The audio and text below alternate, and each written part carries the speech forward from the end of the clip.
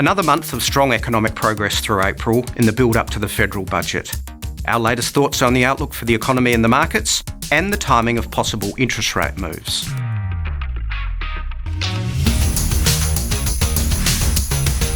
A year on from the depths of the COVID recession, most measures of economic strength aren't just back to pre-pandemic levels, they're well ahead, and in some cases at record highs.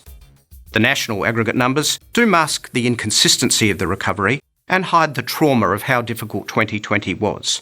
But looking at total employment, we're now above 13 million Australians with a job.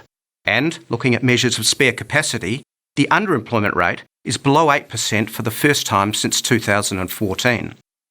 This is testament to the success of JobKeeper and the range of other government support measures, hand in hand with ultra-low interest rates and managing the health crisis.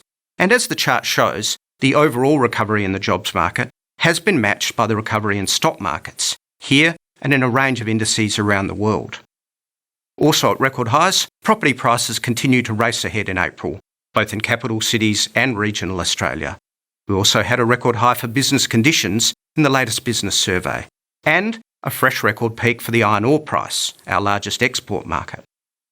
As a result, the federal budget position is stronger thanks to improving revenue.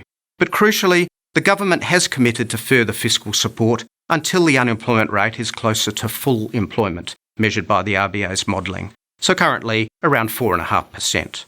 So while the deficits will be less than these in the mid-year update in December, we will see more support in Tuesday's budget directed post-JobKeeper to more targeted areas in need, and hopefully, given the trend of population growth to regional locations, a heavy emphasis on regional infrastructure.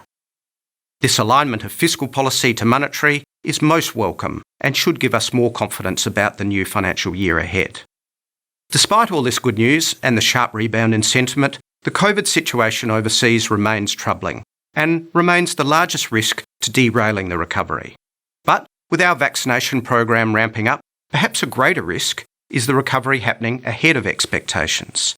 This would mean interest rates rising from their current emergency settings ahead of the RBA timeframe of not until 2024 at the earliest. But that timeframe was set by the RBA when they were forecasting that it would take years before unemployment dips below 5%. Now they're calling for 4.5% next year. So 2023 appears a more likely timing for higher official interest rates to start the tightening cycle. It would be a good problem to have, as this scenario would mean wages growth is back in play. But the RBA are probably waiting for a few other central banks to start their exit strategy from 0% interest rates, with New Zealand and Canada looking set to hike rates next year, meaning the RBA could do the same in financial year 22-23, but not be first cab off the rank. And lastly, the Australian dollar remains locked in a 76 to 78 cent band, underpinned by firm commodity prices, but the improved outlook for the US economy may mean the Aussie will make more ground against the yen, euro and sterling, and a tougher road outperforming the US dollar.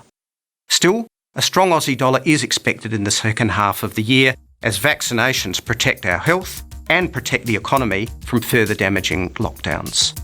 And that's the market update from Leveraged.